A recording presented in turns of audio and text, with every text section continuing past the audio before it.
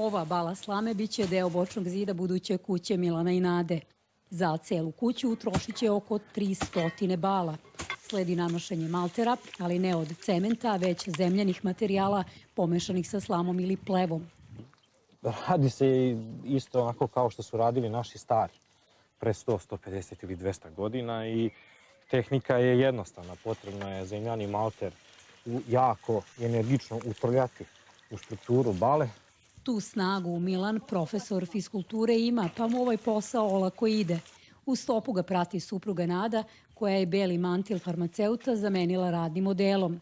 Ovde je plavi mantil, radnički, tamo beli. Tako da, pa dobro, sve je to. Kad se voli, onda nije problem. Kad zamislimo kako će ta kuća da izgleda na kraju, izguramo sve.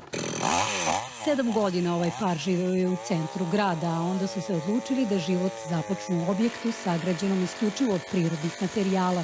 Stanov je postao sve manji, porodica sve brojnija, imamo 3 male dece i odlučili smo se za život u seoskom području. Iako je od slame, ovu kuću ne može oduvati ni najjača oluja, niti pomeriti zemljotres. Zimi se lako greje, a leti hladi bez klime.